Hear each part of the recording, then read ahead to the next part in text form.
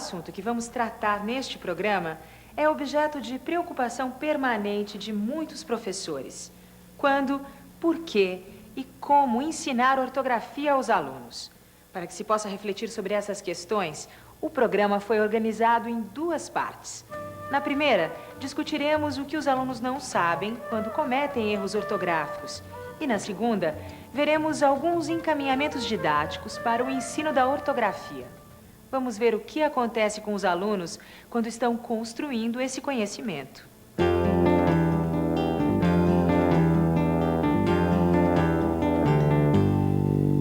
Quando iniciar um trabalho sistemático de ortografia? Essa me parece uma decisão importante que qualquer professor precisa tomar. A partir da experiência de vocês, o que vocês têm decidido sobre isso? Com essa questão de ortografia, numa criança, vamos supor que tem uma hipótese ainda silábica, vão faltar letras. E se eu entro com a questão ortográfica, eu vou quebrar a hipótese dela, vou quebrar a construção dela e não vou dar chance dela concluir o pensamento dela sobre aquilo. Porque eu já vou dizer para ela que já está faltando um monte de coisa. E isso é uma construção dela, ela vai ao longo deste processo percebendo o que está faltando. Então, na educação infantil é esta a nossa preocupação. Essa coisa das crianças escreverem muito, né, como você mesmo falou no começo, de dar a oportunidade das crianças escreverem mais agora, vão se colocando questões para ela ortográficas. Quer dizer, quanto mais ela escreve, mais vão surgindo dúvidas, né? Então, quando você pergunta qual o momento mais adequado, eu acho que tem muito a ver com isso. Quer dizer, do que você vai observando da classe, das perguntas que as crianças fazem, das questões que se colocam para elas. Aí você vai sentindo se aquele momento é ou não adequado para estar introduzindo algumas questões da ortografia. É comum na prática escolar acreditar-se que ortografia se aprende repetindo, memorizando, não é? Se a gente observa os exercícios feitos, seja o ditado clássico, sejam os exercícios de treino ortográfico que aparecem em finais de capítulos, livro didático, às vezes constituindo um livro em si, não é? A gente nota que não existe muita variação. Nós acreditamos, porém, que o professor precisa não só escrever corretamente, mas compreender como a norma ortográfica do português está organizada. Se a gente faz isso, a gente vai ver que existem coisas que são aprendidas através de um trabalho de compreensão e outras que precisam ser memorizadas. Para sentirmos isso na pele, eu vou pedir a vocês agora para entrarem num jogo de reflexão comigo, no qual vocês vão escrever frases com palavras que não existem. Escrevam afatipa verbo podaber. Afatipa verbo podaber.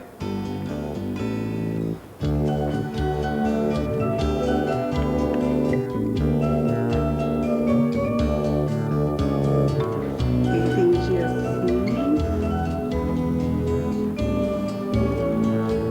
Fiquei na dúvida se não seria isto aqui.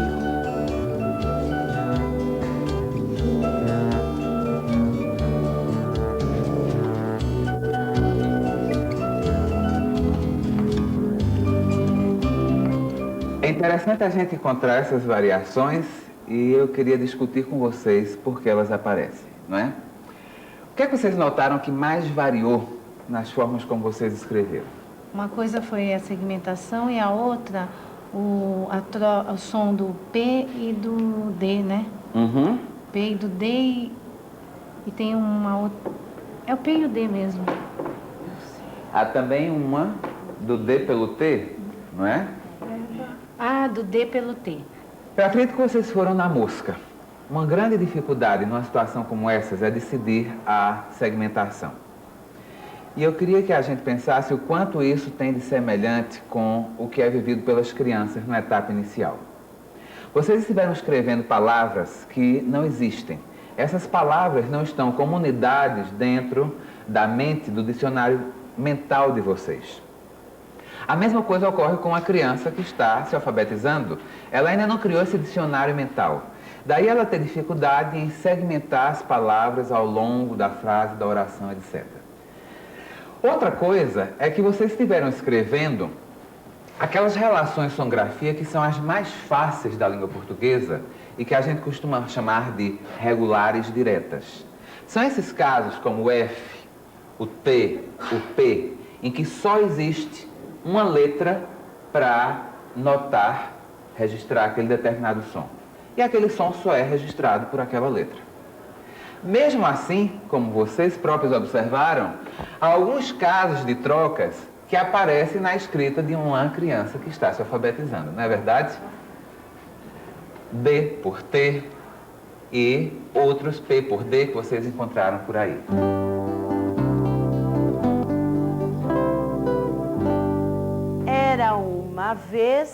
Era uma vez,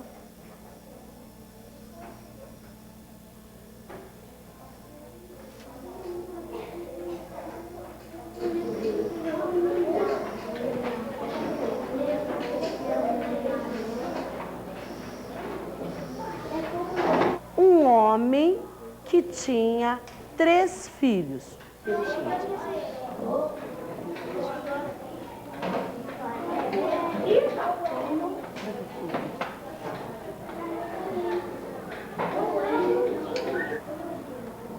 Os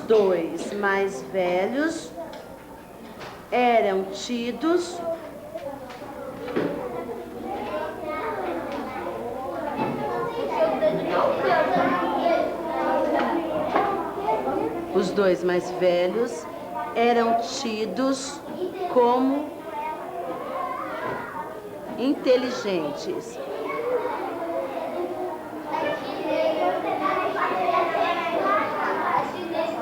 Gente, olha aqui. Pessoal, eu quero que vocês contem pra mim quantas palavras tem esse texto que vocês escreveram. 2, 3, 4, 5, 6, 7, 8. Fernanda, conta as suas palavras. 47, 88, 89. Quanto que deu a sua, Jaqueline? Quantas deram? 90. Nessa atividade de ortografia, a quantidade de palavras escritas pelas crianças variou muito. Em função disso, eu propus uma segunda atividade que põe, né, em discussão as decisões de segmentação, né, tomada pelos alunos. O Edgar, ele vai me ditar o texto, né, esse trecho do Ganso de Ouro. Só que eu sei escrever, só que eu não sei separar as palavras. E vocês vão ter que me dizer aonde que eu tenho que separar. Está combinado, pessoal? Os dois, E o como? o D e o O e o S tem que ser separados Do tidos, antes do outro do E. esperto. Antes do esperto. A Gabriele disse aqui, ó, que eu tenho que separar aqui, ó, inteligentes e espertos. A Gabriele pediu o depois o pertos. Jéssica, você concorda com a Gabriele? Do jeito que ela me falou, ó lá, espertos. Como é que é então? É junto. Então, espertos uma palavra só? Se percebermos que os erros ortográficos cometidos pelos alunos são de naturezas diferentes, podemos organizar melhor o trabalho, decidindo com mais clareza o que o aluno precisa memorizar e o que ele pode compreender. Vejam como isso acontece. Zambão sarrega o japequinho.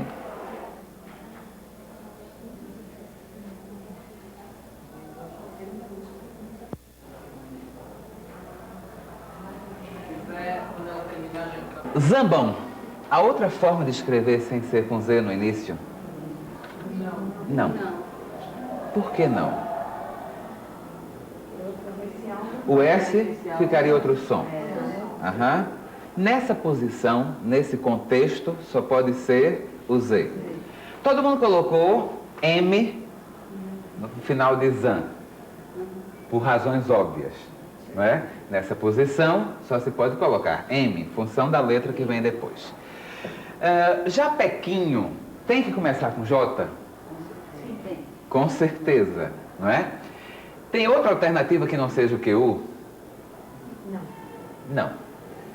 No entanto, vocês estão tratando... Caí. Hã? Caí. É porque eu caí.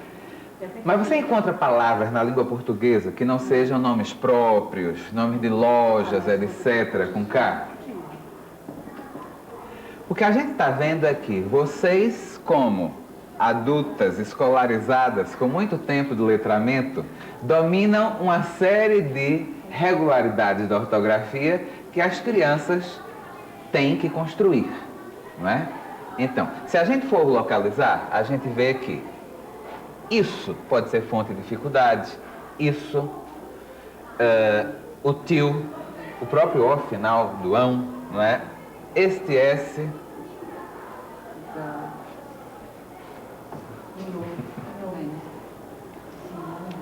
É preciso memorizar que japequinho se escreve com O? Vocês escreveram palavras que não existem. Vocês nunca poderiam ter memorizado essas palavras porque elas não existem.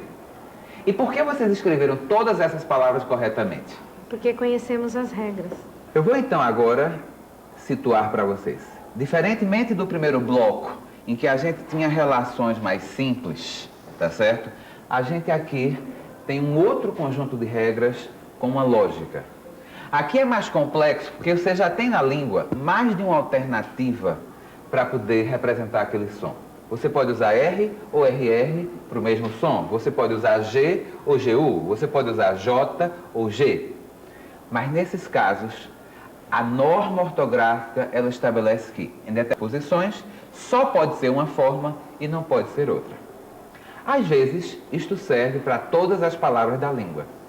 Às vezes, só em determinada posição. Por exemplo, o Z, eu só vou poder saber que é usado obrigatoriamente no início das palavras. Mas para eu escrever mesa, eu não tenho nenhuma pista ou regra para me ajudar. Não é? O trabalho com esse tipo de regras me parece algo que é prioritário numa etapa em que a criança já dominou a escrita alfabética. O que vocês acham disso? Os alunos de vocês têm dificuldades com esses tipos de questões?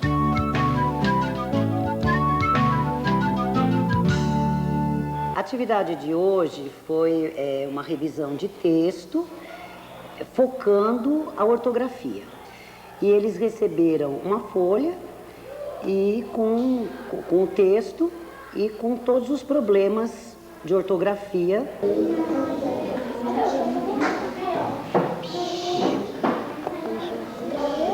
Esse, vem mais para trás um pouquinho. Esse, e C o quê?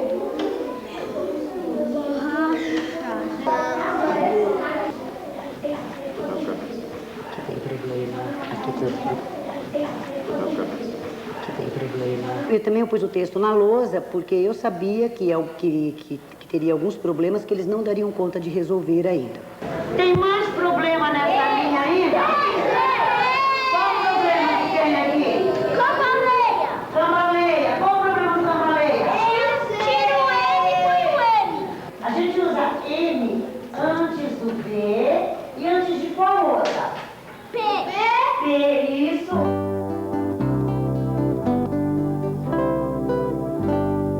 Um dos grandes problemas dentro da minha sala é o uso do R, dos dois R's, do R intercalado, do R no final da sílaba. Esse é um grande problema. Então eu organizei uma atividade onde eles pudessem estar observando as posições onde a letra R pode estar aparecendo, e o principal, na verdade, era a questão dos diferentes sons que a letra R tem dentro das palavras, né? A palavra burro, aonde eu vou colocar? No. Pronto. Tem algum grupo que não concorda que a palavra burro deve ir no primeiro grupo? Porque burro não tem o mesmo som de ferreiro. Será que é burro que está no lugar errado ou é ferreiro? Ferreiro. E qual é o outro lugar que ela pode estar? Número 3. O número 3? Sim. Junto com qual palavra? Moro. Moro.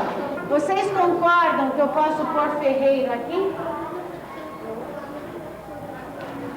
Posso ou não posso, Thaís? Por causa da? Última sílaba. Da última sílaba. O ferreiro pode estar aqui por causa do ré e pode estar lá por causa do ro. Ó. Agora eu vou ditar uma outra frase com palavras inventadas para podermos refletir sobre um terceiro tipo de dificuldades ortográficas. Vamos lá. Maria linfou o jamoso peixaral.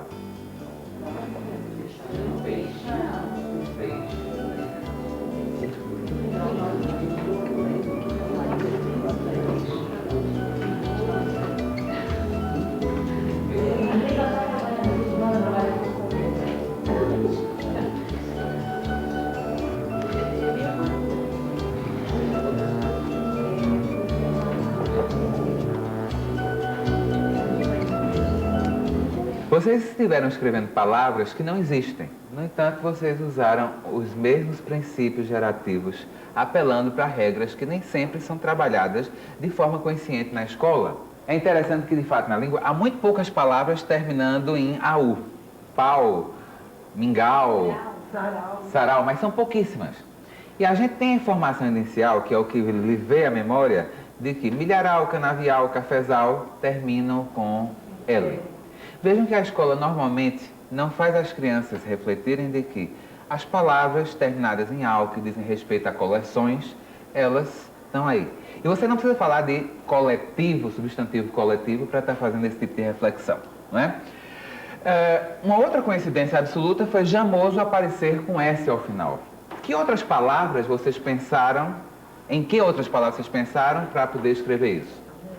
Famoso, charmoso, gostoso. Alguém ensinou essa regra na escola? Não, mas ela existe, não é? Vocês estavam trabalhando com um nível de reflexão bastante alto, pegando partes de palavras que são sufixos, no caso, e observando que todos os adjetivos, charmoso, gostoso, carinhoso, terminam com S na língua portuguesa. Isso pode ser feito de uma maneira explicitada na escola. A gente pode trazer à tona e trabalhar conscientemente com os alunos, não é? Finalmente, todo mundo colocou OU no Maria linfou. Eu pronunciei propositalmente linfou, porque é assim que a maioria da população brasileira fala. Ninguém fica falando cantou, gostou, ajudou, não é? E vocês certamente interpretaram que essa palavra funcionava como um verbo. Só duas palavras não eram inventadas. E elas foram necessárias para poder constituir um contexto em que vocês atribuíram as funções às outras palavras que permitiram usar, acessar o terceiro tipo de conhecimento ortográfico que a gente está tratando agora. A gente está tratando de regras, gente, que não tem mais a ver com a posição. Elas têm a ver com é verbo, é no passado, é coletivo, é um adjetivo, tá bem? A gente está tratando então com aqueles casos em que, apesar de na língua portuguesa o som de U poder ser escrito com L, com U e às vezes até com O, não é? Existir neste caso uma indicação de que o L é o que provavelmente prevalece, tá certo? E, quando são palavras reais, uma regra de fato. Todos os termos que se referem a coleções terminam com L, se eles terminam com AU, tá bem? Mas isso não esgota. A gente já viu 3 casos. A gente viu os casos mais simples de regularidade direta, os casos regulares contextuais e agora esses que exigem uma reflexão mais sofisticada, que envolve a análise da categoria gramatical, às vezes do tempo verbal, etc.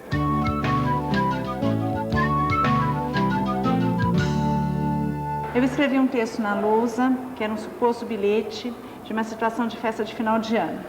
Eu não li o bilhete para a classe, Eles leram e pedi para que alguns alunos viessem à lousa riscar alguma coisa que eles estavam achando de diferente no texto, que eles não estavam entendendo. Essa parte aqui do texto, ele está contando o quê? Que no ano passado, a festa que houve o ano passado, o que eles fizeram para juntar dinheiro?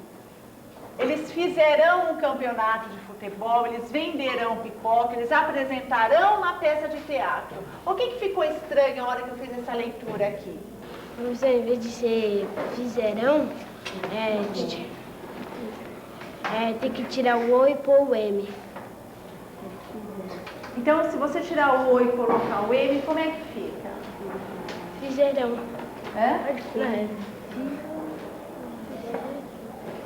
Fizeram um campeonato de futebol. Venderam.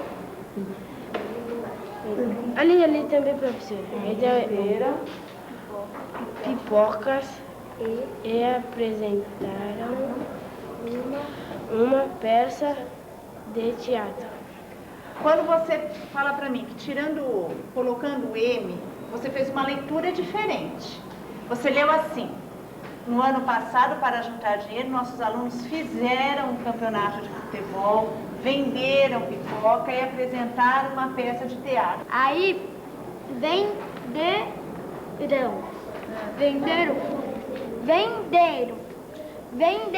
tá tudo antes e depois.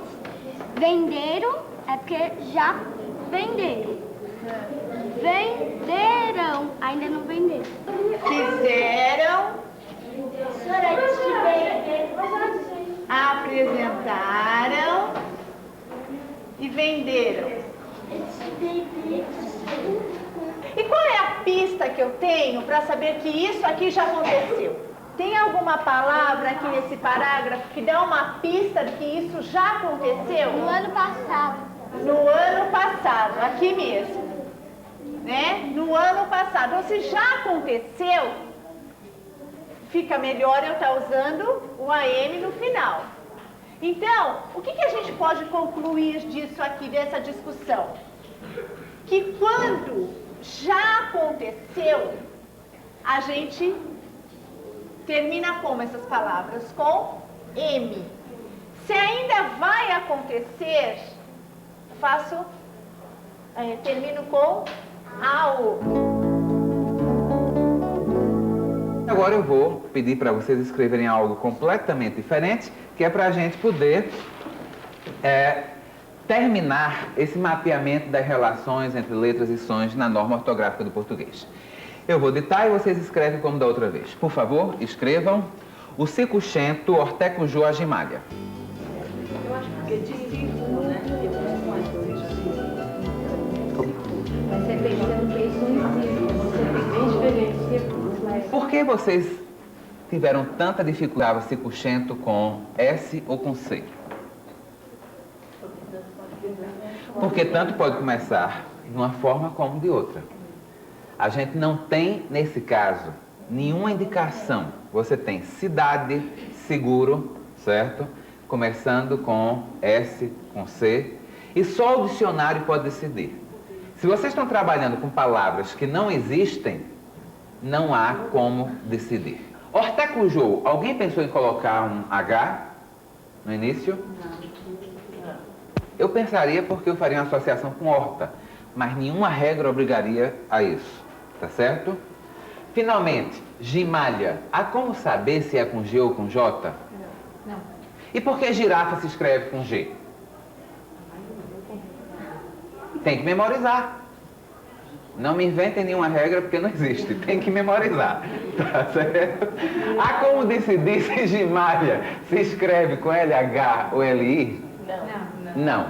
No entanto, filha se escreve com LH e família se escreve com LI. Aqui a gente está lidando com algo que trouxe à tona, espero, a evidência de que há casos em que não tem para onde correr a não ser memorizar. Se a gente situa isso, a gente vai ver que essa é uma fatia do aprendizado de ortografia que passa pela memorização. Mas existe existem todas aquelas outras de que tratamos antes, que podem ser elaboradas, construídas com os meninos, sem deixá-los às traças, tendo que resolver tudo isso sozinho.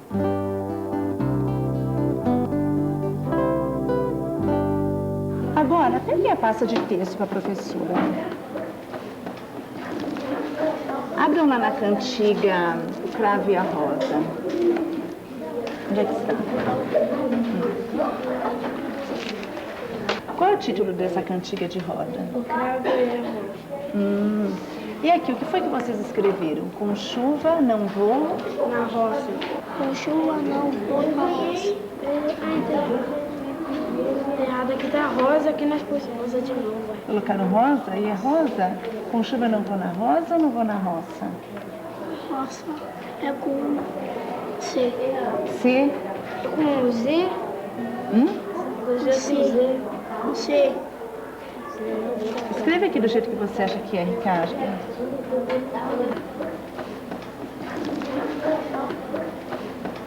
E aí, Daniel? Hã?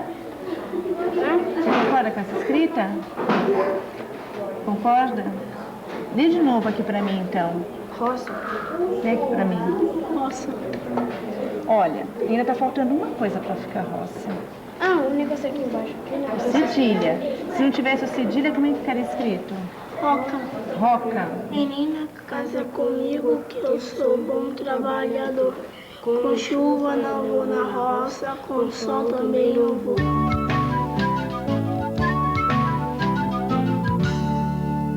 Ana, que informação você quer dar pra gente aqui a respeito do texto? Você vai, é um C. É com C? A Ana está colocando que na produção dela, ela colocou o C vai com C. E aí, como é que vocês acham que deve ficar? É com S, é com C? Com que letra eu escrevo? É com C ou é com S? Com S. Por que você acha que é com S? Porque se fosse com C, não ia ficar C. Deixa eu escrever aqui, Fê, pra gente ver como é que fica. Lê pra mim isso aqui. C. Mas fica a mesma coisa. Hã? Fica a mesma coisa, mas é com S. Ah, fica a mesma coisa, mas você tem certeza que é com S?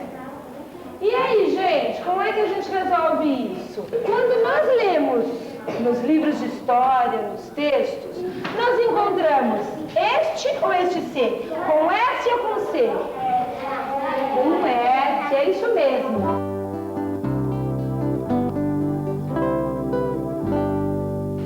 Vocês acharam algum problema neste pedaço? Achei! O que vocês acharam? É volta, é com L no meio. Essa palavra tem um problema. Tira o quê? Tira o U. Coloca L.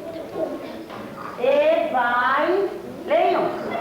E vai perdendo a forma de eu sei! É com C cedilha. O que é com C cedilha? Cabeça. Cabeça. Tirando dois S. Tira os dois S. Na parte 1 deste programa, vimos o quanto é importante o professor conhecer a natureza dos erros cometidos pelos alunos para que se possa ajudá-los a superar as dificuldades. Até o próximo programa.